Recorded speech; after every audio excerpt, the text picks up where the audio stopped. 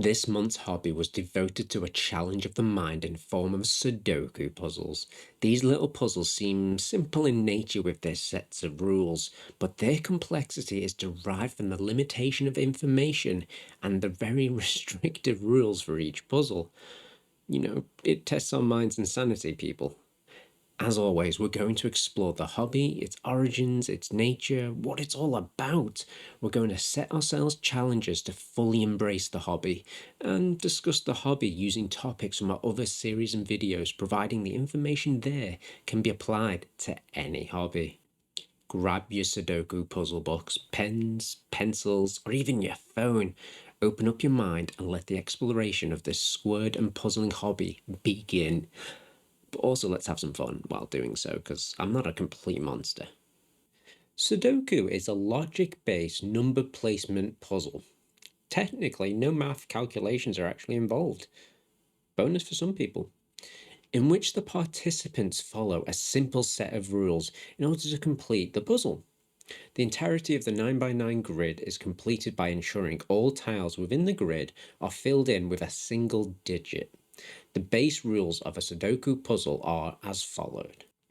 Each row must contain the numbers 1 to 9 exactly once each. Each column must contain the numbers 1 to 9 exactly once each. And each 3x3 box must contain the numbers 1 to 9 exactly once each. Here are two similar concepts, puzzles, that share similarities with the more modern puzzle we now know and call Sudoku. This is just a brief look at them. I will leave resources in the description if you want to learn more, but I did want to briefly cover them in this video to note their significance towards the modern day Sudoku puzzles we know. Magic squares are very similar in appearance to Sudoku puzzles, in that they can have the same equal size grids, 3x3, 4x4, 5x5, etc. But magic squares, each column, row, and diagonal section always adds up to the same value. So in the example we have here of a 3x3 magic square, or order 3, each column, row, and diagonal section adds up to 15. It's rather magical, I must say. Known to be the original Sudoku puzzle, but the difference here is that Latin squares only followed the row and column rules. As such, the diagonal and the grid itself didn't really come into effect. If we combine the two Latin squares, we get a new square with pairs of letters and numbers. No pair is repeated, but the grid contains every single combination. This is called an Allure square, and the two squares that form them, the Allure square, are called mutual orthogonal. I think I pronounced that correct. Thank you to Hardy Baden for writing an article that I used as part of my research for this hobby. Links are in the description if you want to read on further.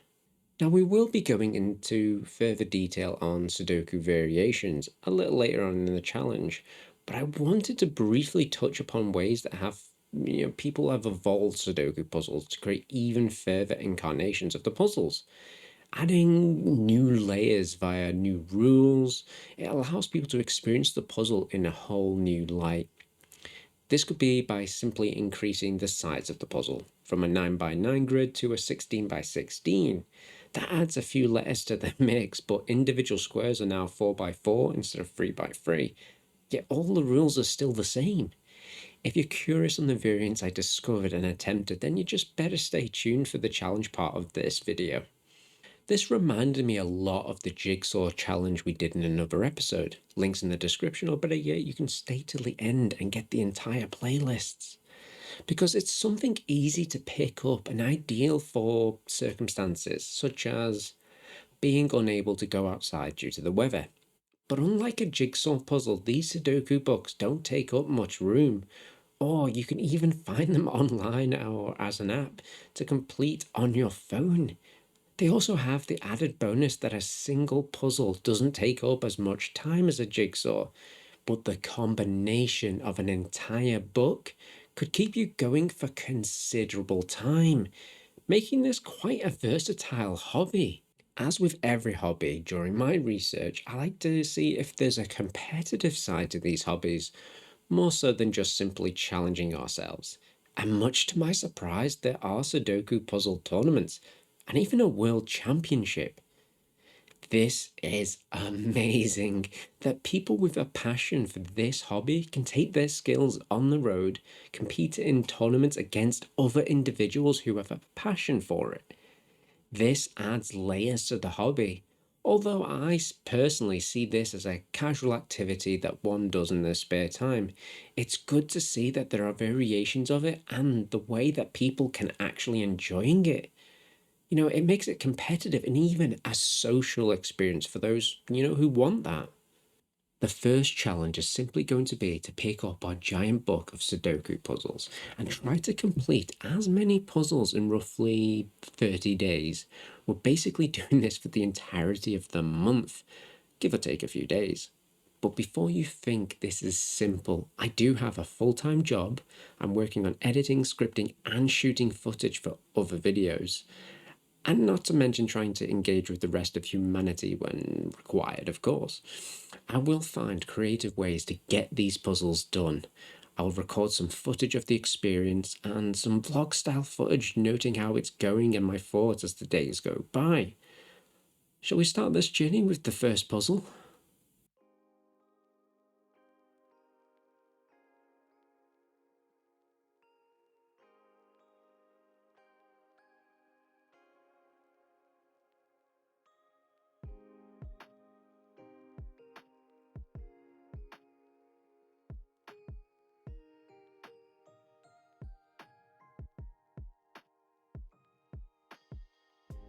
Alright, so I'm out of breath. I've just been cycling, got back in and realised I haven't really done any updates for this Sudoku challenge.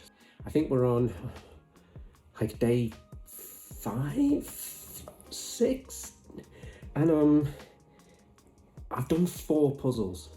Maybe I should rename it in post-production as how many Sudoku puzzles can a neurodivergent mind do in a 30-day period? That really is hyper-focusing on other things like content creation, work. Let's get the first week done. I've got Crufts this weekend, so that'll give you an idea of where I am with this. And on to the next. So we're on day 10 of this Sudoku challenge. Do as many Sudoku puzzles in my book as possible in a 30-day period. We're on puzzle 8. That means we've done 7 in a 10-day period. Now, I thought my full-time job and content creation, etc. would hammer this and make it difficult. Not near impossible to get stuff done. But mostly the big culprit here is my autism and neurodivergence. It just shuts me down and says, no, I'm not doing Sudoku puzzles. I want to do my hobbies, special interests, etc. So we get none of it done. It's going to be a difficult challenge, but I am enjoying it when I am engaging in it and my brain allows me to. Far and few between. Alright, I'll give you an update in a few other days. So, another update. It's not been going so well. I don't know what it is, but my brain is kind of revolting against the Sudoku book. So what I'm going to do, I've just realised I actually have some Sudoku apps on my phone. So I'm going to change the challenge a little bit. I'm still engaging in the hobby, still going through the motions, and I'm going to try the app out. I am feeling a bit fatigued at the moment, so I'm hoping I'm just a bit under the weather rather than burning out. We'll see how it goes, and I'll give you another update. Right, just another update. The apps were definitely better. The coloured squares, the interface, etc. really helped with, well, me and my neurodivergent brain. I will say this though, I'm definitely in a fatigue/burnout state, which is not being great for participation in this hobby. Now I have thought about, scrapping the episode, doing it some other time, but I also want to remain kind of authentic in the fact that stuff comes up, life happens, and these episodes are kind of staying true to that and regard, if something happens in life, how do we change, how do we alter our hobbies for the better? Unfortunately I am, autistic, so there are going to be times where I can't cognitively complete certain tasks, or at least very well. So as such, I'll see how it goes. But I'm going to obviously tend to myself and my health is the priority. But let's see how this challenge goes, and if anything, it's a bit of a change up from the planned schedule, and we'll see how it goes. Alright, see you in the next update. So this is the final entry for the Sudoku challenge month. It's been an interesting month because I've been, and still am, going through quite an awful autistic fatigue burnout phase. So, my brain has been exhausted and it's very difficult to concentrate. The irony, I went from a physical one where I couldn't actually do it because I'm not the best at physical activities to a mind-based, mental-based hobby, and then I go into a fatigue state and my cognitive abilities have been shot. So it has been extremely difficult to actually undertake this. But I haven't given up because I wanted an authentic experience. I wanted it to be true to what I went through. I didn't want us to just pull it off until better times appeared and fake some Sudoku puzzles and stuff. I didn't get much done. My brain wouldn't allow me. In the end of the day, my health is the most important thing. But I still, in those moments when I was able, be it relaxing downstairs or in bed, I would whip out my phone and try a few puzzles. Now, fair enough, it probably took me 3-4 times as long as it probably should. But I was proud of the fact, even in my really fatigued and mentally exhausted state, I still found joy in participating in these hobbies. And I'm proud of that. Now, fair enough, this isn't like 5,000 Sudoku puzzles completed in a month. What it is an authentic neurodivergent person trying to do his best to partake, but authentically showing people that there are going to be times where I'm fatigued and burnt out, and my capacity to do what I want is cut quite short. Not to mention my microphone broke, my lights had to be replaced, hence why it's quite dark at the moment, and I was struggling. But I still wanted to record this. Now, I'm going ahead with the episode, and this hopefully will be a part of it. Now, I'm hoping to go through all the footage of the Sudoku puzzles I've done, and hopefully you'll be able to see some B-roll instead of just watching X amount of time of me moping and being exhausted. I've really enjoyed this, and I don't know what type of person's going to be watching this footage. It's not going to be those who want to watch masterful content creation, but this is an authentic person doing things his way. These are my hobbies, my concept, and I'm portraying my authentic self to my audience. I'm limited on skill set to begin with, so throw in some exhaustion and fatigue. It was rather disappointing, but what I'm not disappointed in is that I didn't give up. I strived on. I accomplished as many puzzles as I felt that I was able to do, and I saw to my health and well-being. Now, I will continue to do Sudoku puzzles for the end of days because they're relaxing. You can whip out your phone at any point, do a Sudoku puzzle, and get on back with life. In terms of challenging myself, maybe another time. It was good to see the different variations and varieties of puzzles. I have enjoyed it.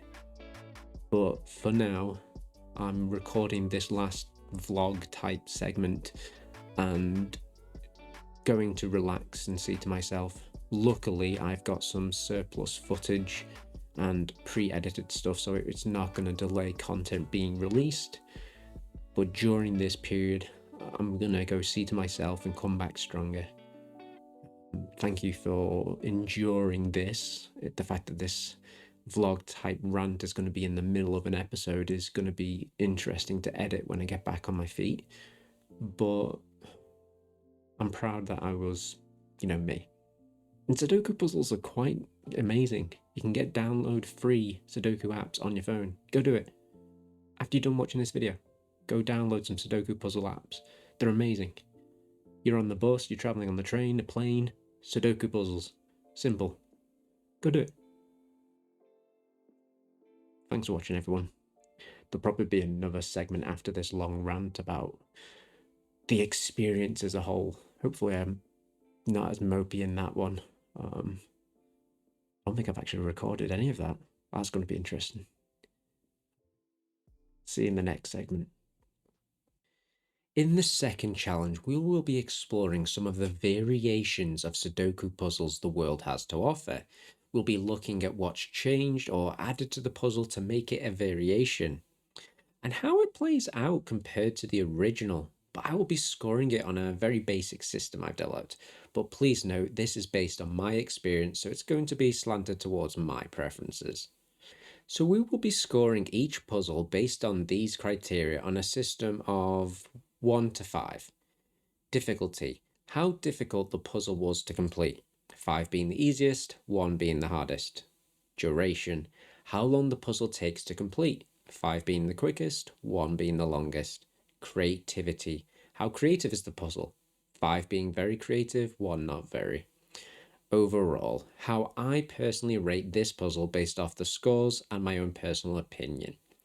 If you're a fan of these puzzle variations, maybe share your thoughts and scores in the comments, but please note my scores are my personal preferences and likely to sway by the fact that I'm rather burnt out and exhausted right now, so keep that in mind.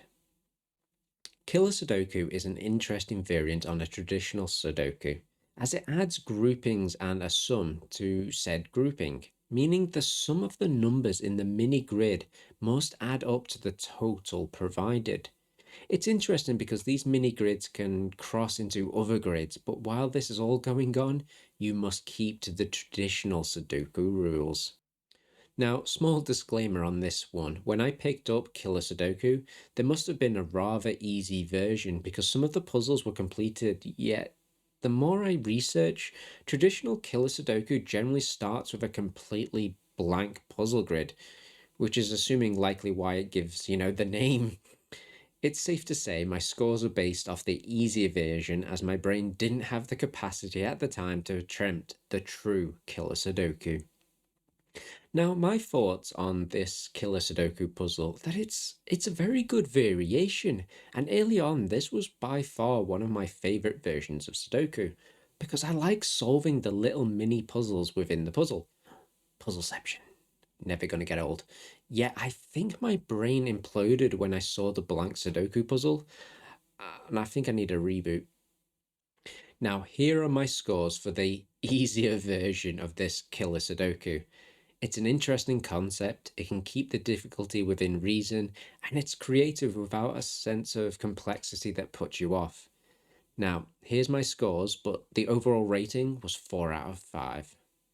Difficulty, 3 out of 5. Duration, 3 out of 5. Creativity, 4 out of 5, giving it an overall of 4 out of 5. Jigsaw Sudoku at first glance made my head hurt. It took my brain some time to comprehend the lack of the traditional 3x3 grid structure, but once I did my research, it started to get more clear. The traditional Sudoku rules apply in every single way, but the difference being it doesn't have to be in a 3x3 square grid. Simply that there just needs to be 9 squares, and it can be in any shape as long as the 9x9 square shape overall is maintained. I did start off very unsure of Jigsaw Sudoku because my brain likes change in structure to be very clear and pronounced. I had examples of coloured jigsaw puzzles found during my research that helped me to see the areas and structure a little bit easier. But I assume for a neurotypical brain, there's just might not be an overall problem here, but I just kept forgetting I wasn't doing a traditional Sudoku puzzle, and my brain got really confused for a few seconds while I caught up. But once you get going, it's rather fun. I think if you did these over a long period of time, your brain would adjust and you would pick it up just like any other new variation. But if you picked up something new, you'd be back to square one. Pun intended. Now, my scoring for this is very skewed to my brain struggling to keep up with the layout, which made it a lot more difficult than I believe it should be. I give it high marks for creativity because once you see the puzzle complete, you realize how creative it all is by fitting into a 9x9 grid. But the other parts are just all over the place, yet it functionally works. It's marvelous to see. Now, these are my scores. I give it 2 for difficulty, 2 for duration, 5 for creativity, giving, I say, a 3 overall. I think if my brain wasn't fried, this could be easily 4 plus. Now, our next variant is the Samurai Sudoku. Now, I'm assuming it's called that due to the fact the puzzle is laid out in what appears to be a traditional shuriken style, which was a weapon used by samurai and ninjas. The rules of this variant are pretty much identical to the ones you have in your traditional one. Just be wary of the corners and the middle puzzle. The rows and columns still must add up and the 3 grids, but you must only have digits 1 to 9. Now, the interlocking grids can be used to solve other parts of the puzzle. You just have to be wary that you keep following the rules. I will be very honest with you, while I was exploring the world of Samurai Sudoku, it was about 5 o'clock in the morning, and I was working on it for about 3 or 4 hours straight. But in that time, I only completed one puzzle in full, which was almost 2 hours to complete, and the rest was just simply training my brain to understand the concept. These are larger puzzles, and your brain does take some time to adjust to the intersecting grids, or maybe a few decades. It's almost like having 4 or 5 puzzles, in one, but you need to focus on each individual part and a part of a whole. Maybe you can stick to the smaller ones if you only want to take 5 or 10 minutes.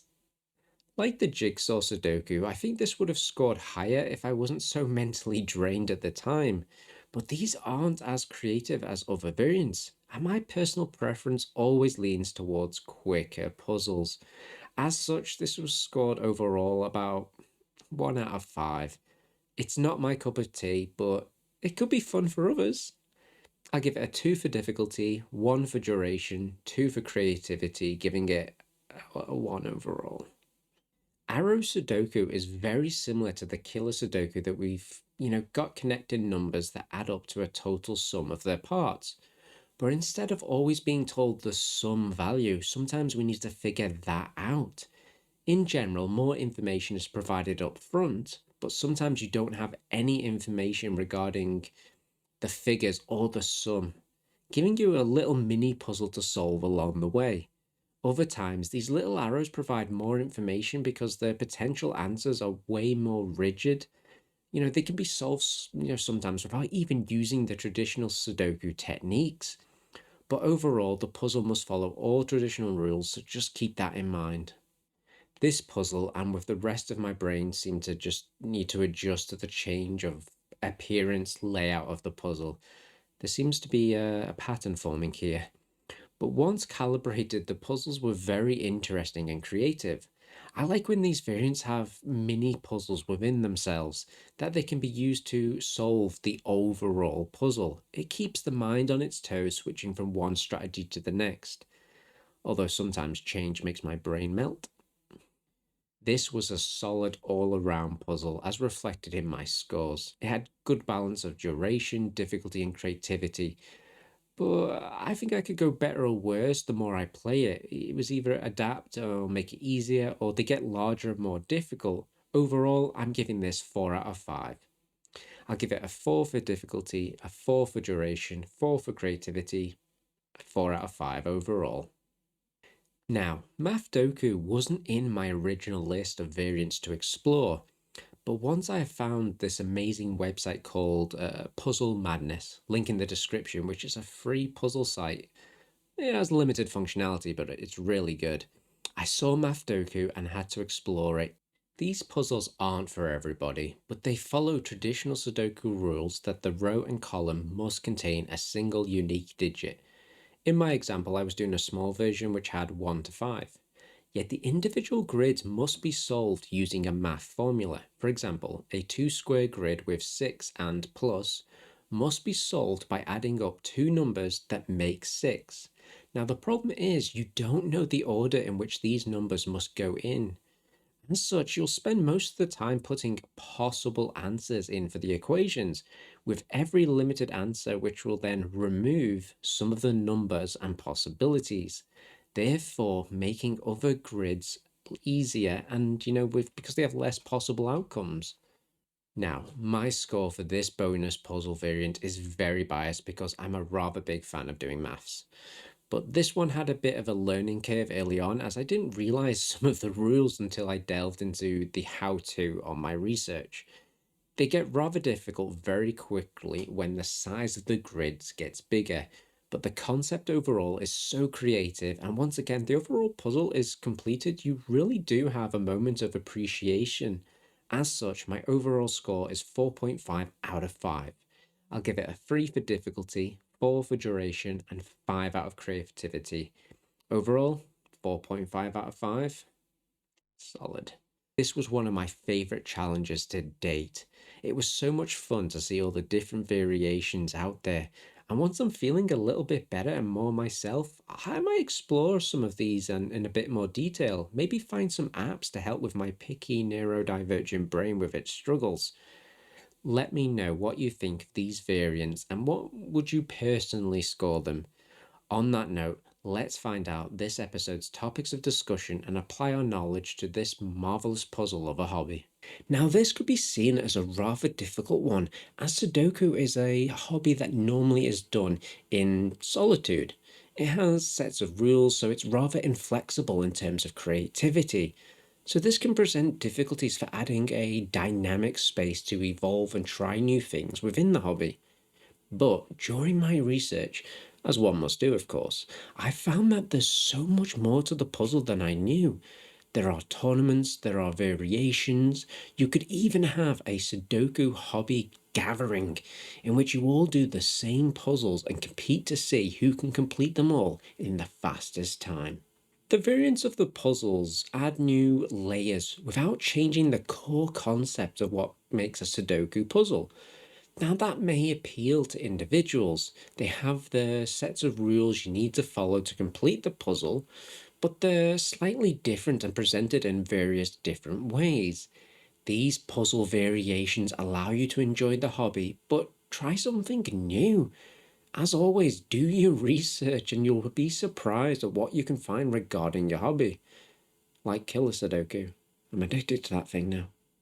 Okay, the random generator gods have decided to make my work double time and twice as difficult when it comes to my brain capacity and function for these discussion points. But with this in mind, you can vary your equipment used.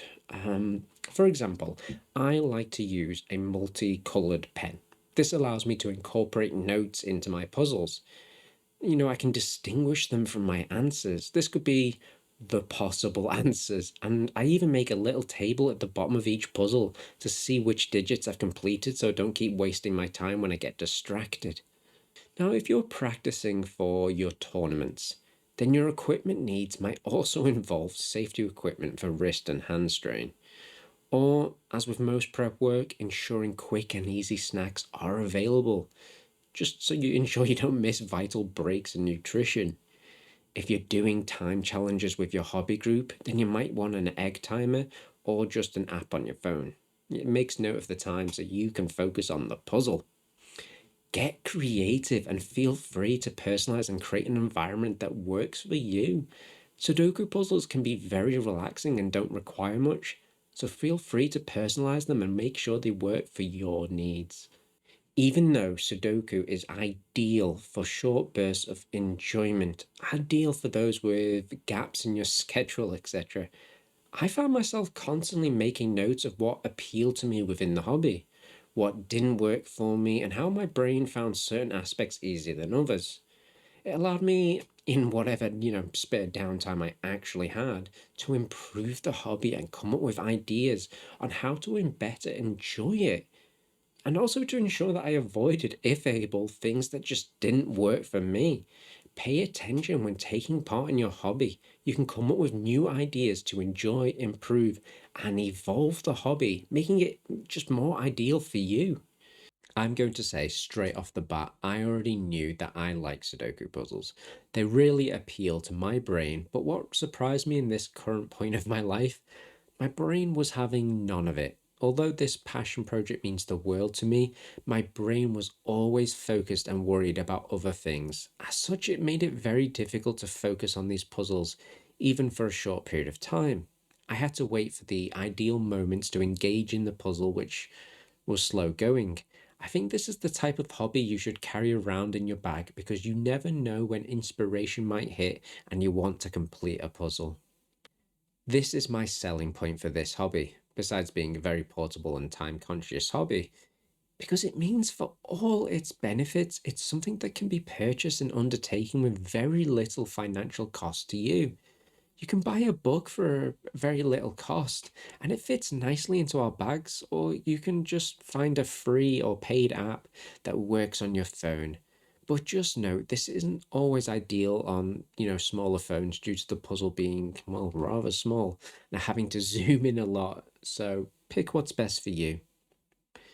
Due to the unpronounceable quantity of potential puzzles, you're not going to be running out of them anytime soon. Not to mention variations of Sudoku puzzles and challenges. You could just set yourself, this hobby will last a lifetime. Prior to starting this episode, I would say it's something you have in your bag when traveling, be it on the train or a plane, to give you something to do on long flights and travels. Or people may take them when they go on long weekends away to a cottage, then sit in front of the fire working on these puzzles as they relax, just pass time. This is still true after taking part in the hobby for an entire month. But with most learning comes appreciation. I think there's specific people that will want to do this hobby. I think anybody who enjoys puzzles in bite sizes that can be done almost anywhere, be it your phone or in a book, has something to offer here and enjoy. It just goes to show, although the hobby is flexible, affordable, and it keeps the brain ticking, it's not always an ideal hobby or the time or place for it. My brain wasn't having it. Although it didn't make for great content, it was authentic experience. My neurodivergent brain wanted to fixate on other things, but when it, felt like this was something it wanted to engage in, it did. To me, that's a success. It chose the ideal stimulus and focus for its needs. And it just doesn't matter how many puzzles you got done because it fit with my needs when it wanted to get them done. And it just allowed me to engage with an old faithful hobby that I enjoy. This is a very adaptable hobby due to the advances in technology in the apps. There's a multitude of accessibility options. You've got voice activation and input, you've got color changes and other things that might help with sensory inputs. As such, if you've got accessibility adaptation needs, do your research because this is a hobby that is very welcoming to a lot of people and offers the freedom for the majority of people to engage in this hobby. Now, I thought this episode's discussion points would be difficult, but surprisingly, I was more engaged with this than the actual hobby. The fascination when it came to non standard versions of Sudoku had me going down the rabbit hole to discover more. This adventure and research made it rather easy to discuss our subject matters because naturally I already started exploring the hobby besides what you see on the front cover. I went into the first challenge with such optimism, but life can give you other plans, and I'm okay with this. I actually look at it as a blessing.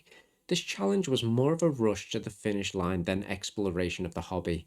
As such, having my autistic fatigue period meant I needed to slow down, find healthier ways in engaging in the hobby, even if that meant less of it. Adapting to problems we face within our hobbies allows us to grow and find better ways to engage with our hobbies, or, preserve some time when we're better for it.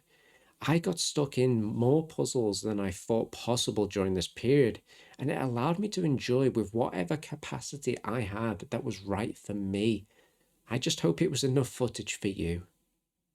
Now, the second challenge was more of my pace, researching, discovering more about the hobby. Dipping in and out of research, exploring new puzzles and concepts was something I just really enjoyed. This also reinforces the point that there's so much out there in every hobby that, we just assume at first glance, given the time, any hobby can evolve in something else that, that you never expected, but potentially enjoy more than ever. Don't give up the opportunity to explore variations, adaptations, and evolutions of your hobby. You just might be surprised of what you find. The biggest takeaway from going back to this hobby has been that it's available to you at any time or place within your life. You can carry a book or an app on your phone. This means that when you find yourself in a situation where completing a Sudoku puzzle would be ideal, it's there for you and not taking up much room or expense, yet providing a great mental stimulus and a great way to pass time. I didn't want to pull the entire plug on this challenge and episode. It was already planned, scripted. It was just literally the partaking the hobby left. And I didn't want to shelve it just so I could release something better it's just not me. This is an authentic journey. I'm not pretending this didn't happen or editing it away. I think Sudoku will forever remain a go-to app on my phone. But also a reminder, this is why I plan so far in advance. This is why I can't do this as a job, and my needs and health must come before the content, no matter the outcome. Okay, let's move on to some final thoughts here. I appreciated this hobby, and I always have done since I first learned about it decades ago. It's something I will carry with me on my journey through life. What do you like about Sudoku puzzles? Is there something I've not discussed or discovered? Do let me know, as I'm always wanting to see what others discover too. I'm really starting to get a feel for this series. The only limitations I've come up with so far are my time, brain power, editing skills, and definitely my neurodivergent task avoidance. But I'm sure they can be overcome in a few decades or lifetimes. Taking up these hobbies allows me to experience so many parts of life I took for granted, but also to find out new things about each hobby. Well, and also meet individuals who can provide insights that I just never knew existed. As always, I hope you enjoyed the video. If this has been something you've enjoyed and found useful, then this community welcomes you. You might want to subscribe to be reminded when we release videos, but no matter what, I appreciate you getting to the end of the video and I thank you for your time. I think this episode went smoothly. I'm starting to get a groove. I mean, it's a shame that, it looks like it's been edited by a child, experiencing editing for the very first time. But I'm learning with each content that we make, and well, I'm having fun. I'm meeting kind and thoughtful people, and this is a passion project that just fuels my life and being. On that note, I thank you for your time. I hope you see you in the next video in the comment sections. Playlists probably around here somewhere, and I'll see you in the next video or down the road, next hobby, next adventure. Bye.